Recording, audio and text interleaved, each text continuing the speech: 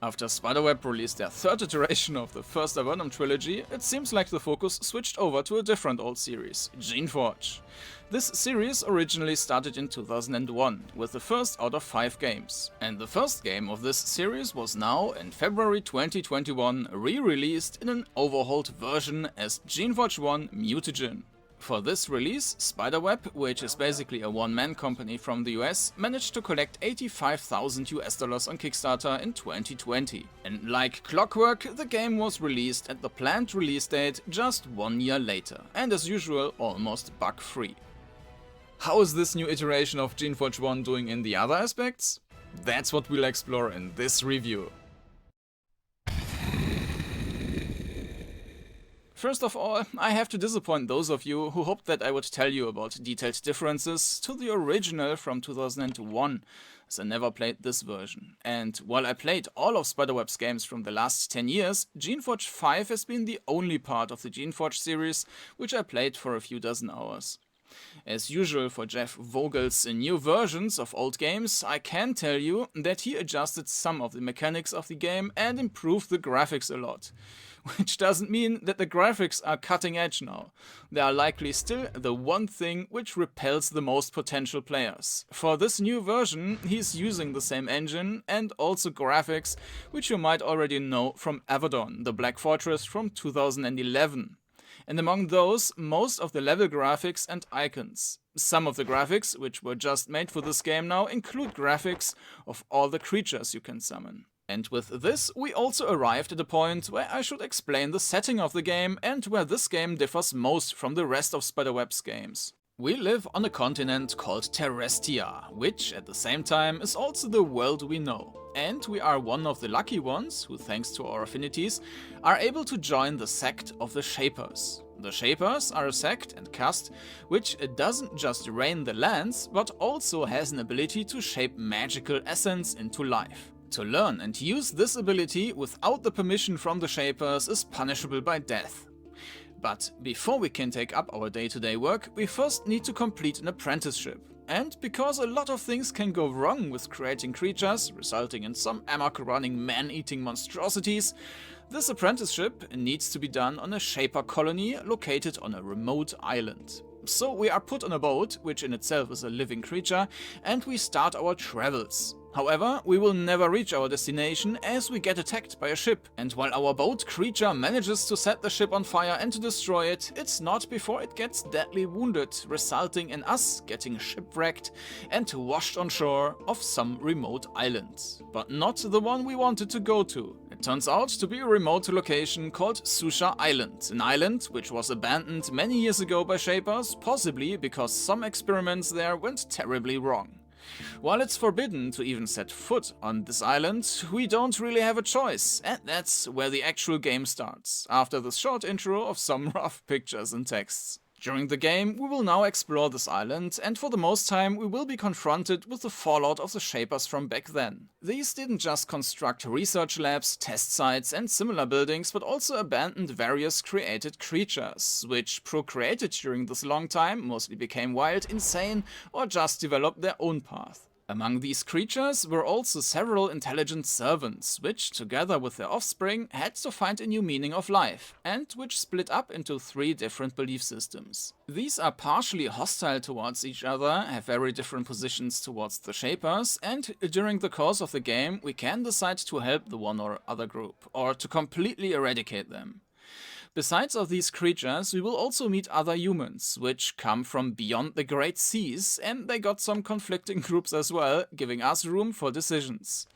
These decisions are usually not done within quests, but rather by deciding which quests we will actually do. If, for example, we get a quest to wipe out a camp and then do exactly that, we will not be able to complete any quest for that camp anymore. The story and setup do sound interesting in my opinion, and they are also well written. The amount and density of quests, however, certainly leaves room for improvement. Susha Island is split up into about 100 small zones, which have various paths to each other so that we can travel between these zones relatively freely.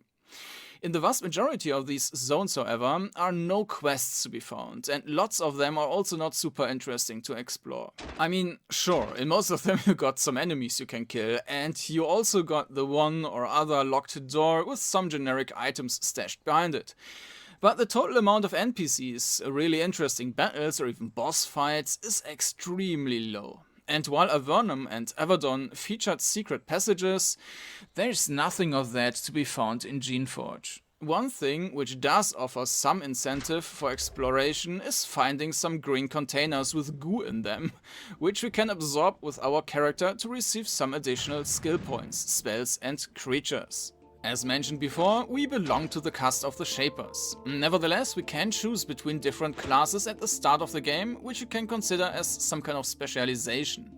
While you can choose the specialization of Shaper, you can alternatively also choose a focus on magic or melee fights, which will change the costs of increasing your abilities, which I will talk about in a bit. In contrast to all the other Spiderweb games of the last years, Geneforge is focused on just one character, and you will neither create a party at the start of the game, nor will you expand your party with people you find later on. The main character will always be our only character which we will manage. While there are 7 additional character slots, these are exclusively for the creatures we can summon.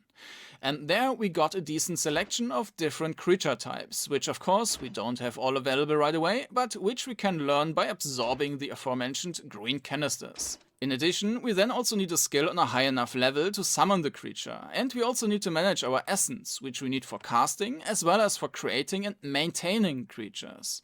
If we got 74 essence, for example, we can summon 7 creatures, which use up 10 essence each, but that only leaves us 4 essence left for casts.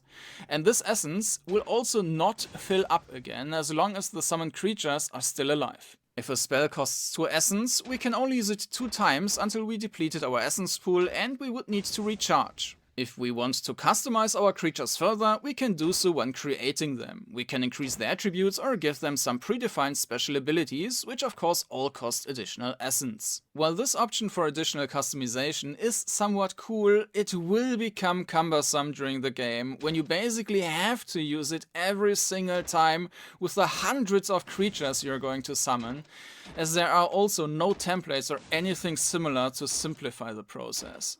And with that, we are getting to the combat, which, as in all games from Spiderweb, is turn-based. In a couple of rare cases, you will be prompted to a dialogue and get the option to solve the encounter without a battle, but that usually requires a decent amount of points in your leadership skill. This will then also grant you some experience points, but these kinds of dialogues are really the exception. So in the usual case where you don't get a dialogue, the combat is triggered in one of 2 ways. The first and bad way, which you should avoid if possible, is having the enemy initiating the combat when getting too close to him, which is depending on the stealth skill.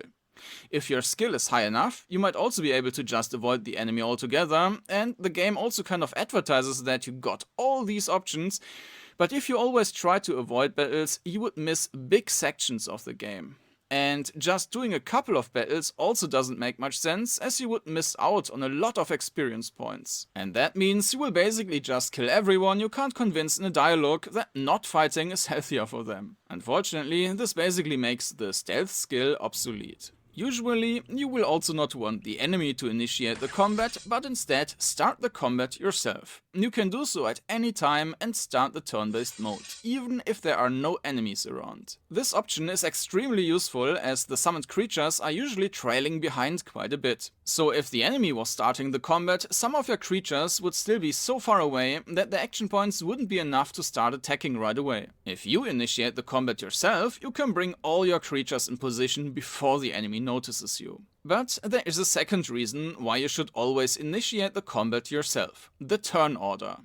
In the vast majority of battles, the main character gets the first turn. Then the enemies move, and lastly your creatures get their turn. If you start the combat yourself, however, you can just wait until the enemies had their turn and then charge and attack with all your 7 creatures plus your main character.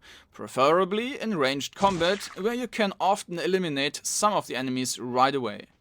Especially on the higher difficulties, and this easily makes the difference between a battle where you lose half of your creatures before they even get their first turn, and a victory where you don't get a scratch. And opening the combat yourself becomes even more important when some enemy types, for some odd reason, get 2 turns, which also feels extremely unfair and annoying. Depending on how you develop your character, you can also engage in combat with him or her, doing some melee or ranged attacks, casting some buffs or healing spells, much like in other RPGs. I am assuming that on high difficulties, a strong focus on creatures is unavoidable, as you just get a lot more leeway by doing so, also because you can adapt your creatures to the fight ahead. Though that really sounds better than it actually is. Especially because the mechanics around the start of the combat are the way I just described, you will almost always use the same creature types. It's super important that all creatures act at the same time and do a lot of damage at once. And that means that you fill up the whole group with that single type of monster. Later in the game that changes a bit when you can also summon creatures which can charm enemies. Mix these into your group and you can almost lean back and just watch your enemies kill themselves. The only real challenge is often just to get the start of the combat right and ideally to finish the combat without getting a scratch. As I mentioned, you will need essence for summoning new creatures, as well as for healing. And you can usually only recharge essence when you move back into town. While this trip usually is just a matter of a minute or so, it's still quite annoying. Especially when you have to do that after every single battle. And it becomes even more annoying if several of your creatures died and you have to resummon them, as you also have to click through all the abilities again for every single creature. As mentioned already, there isn't a template or anything like that, which would make your life easier. And so, the combat in Geneforge 1 Mutagen isn't exactly a masterpiece, and I would say that compared to any of the other Spiderweb games of the last 10 years, it's significantly worse. The element of summoning creatures, which should have made the game special and standing out from the rest, is unfortunately also the element which leads to the most problems. In other games you usually have a party of a limited size and you have to cover different roles and abilities with them, which also brings its own combat dynamic. This doesn't really exist here. The game is concentrated around the main character, and it feels a bit like you played Baldur's Gate or the old Realms of Arcania games, but just filled up all but one slot with mages. You just create a bunch of identical creatures and the combat is focused mostly around getting a good first turn, which is also accompanied by luck. A tactical component is rarely present, and if it is, then mostly just because you want to avoid running back to the city to heal up again. Furthermore, the game only offers maybe a handful of battles which you could consider as special or interesting, like boss fights or something similar.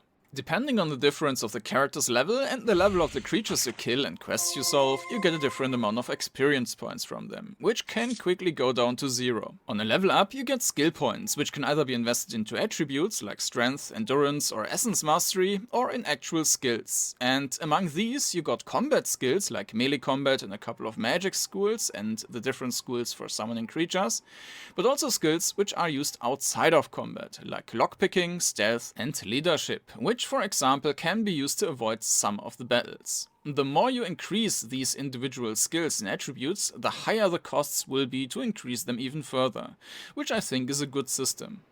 It's a small problem though that some of the values are somewhat intransparent. That's not really affecting character abilities and skills that much, but some of the attributes of your monsters, which you can increase when summoning and also via some items you can find and equip on your character, don't actually seem to really exist in the game. For example, you can increase the intelligence of your creatures, but creatures don't have an intelligence attribute, and the item also doesn't seem to increase their damage. So what these stats are doing, and if they're actually doing anything at all, stays a mystery. And with that, we arrived at the conclusion. While the setting and scenario of Geneforge 1 sound quite interesting, I would call the implementation of it in the game as somewhat half-baked. The story writing is still rather good, even though I think more quests would have been nice. But I would have liked to see more regarding exploration of the world, which consists of around 100 zones. That's quite an impressive number, and it took me around 84 hours to completely explore them all, but a lot of them weren't really interesting. Furthermore, the game has clear issues with its main feature, summoning creatures. And together with other aspects, this leads to battles which are mostly determined by the first turn, which can either go fine so that you kill everyone without taking a scratch, or it doesn't and you get killed right away. Or at least lose most of your creatures, which means you have to march back to the city to recuperate and resummon your creatures just to move back to the combat site again, which altogether is just a tiring process. And of course on top of that, you always got the low production values, like the graphics, which I personally consider as quite acceptable, but also the music, or the lack thereof, as it only exists in the main menu of the game, which means that you have to use external music to not play in silence. While other games of this developer have such a convincing world and combat that the missing music doesn't have that much weight in comparison, I see it differently in Geneforge 1 Mutagen. And so my final rating altogether is just a neutral one, a close neutral one. If you haven't played any of the other titles from Spiderweb from the last 10 years, I would rather recommend any of these, especially Avernum Escape from the Pit, which is still by far my favorite. If you're interested which games are already played in the past, you can check out my webpage at ndnw.net, where you'll find a list of all these games with short English descriptions. Just remove the filters and you can walk down memory lane. Just be aware that most of my videos linked there will be in German. But if you like to see more English content from me, then it would be super helpful if you like this video and subscribe to this channel, on which you will see more reviews, but also let's plays, previews and possibly other formats in the future. And now that my job here on Susha Island is done, I guess I will need to find a new job with my 7 drooling creatures. Do you think we could land a job playing Snow White and the 7 Dwarfs? Well, I guess that's a question for another time. I say goodbye for now, thank you for watching, and until next time.